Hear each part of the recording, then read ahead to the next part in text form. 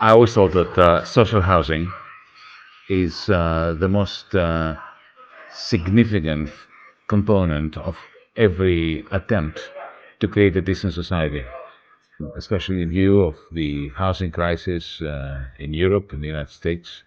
We have a situation where the class conflict is now centered mainly on whether you have access to a proper house or not, and less so on working conditions. The welfare state is shrinking rapidly.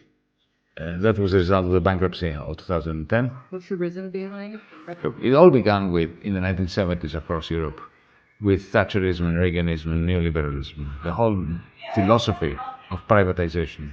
Margaret Thatcher in Britain, Britain had a fantastic social housing system in the 70s. And then Thatcher sold it all, supposedly to the workers, but then the workers got loans from the banks and then they sold it on and it became all privatized. In Greece, it was even worse because we were a poorer country. And then the 2008 crisis of capitalism hit us. And our banks were bankrupt, our state went bankrupt, and then international creditors like vouchers came and insisted that our social welfare state is dismantled bit by bit.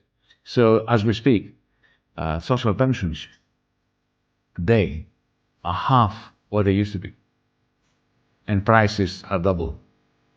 So this is a steady diminution of the social welfare. The public is absolutely pessimistic about it.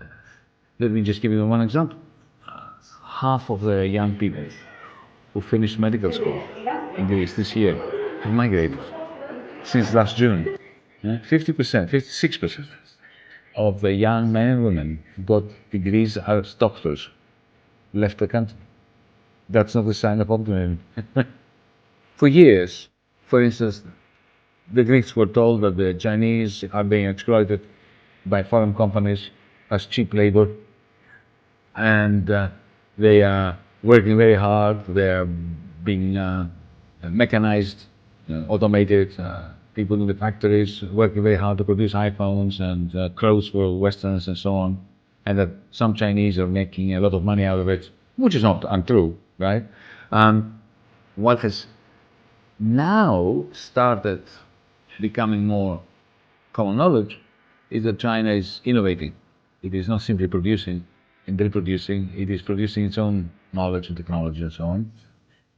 But that is, again, by the propaganda being presented as a threat. This is the propaganda war, which needs to be waged and won.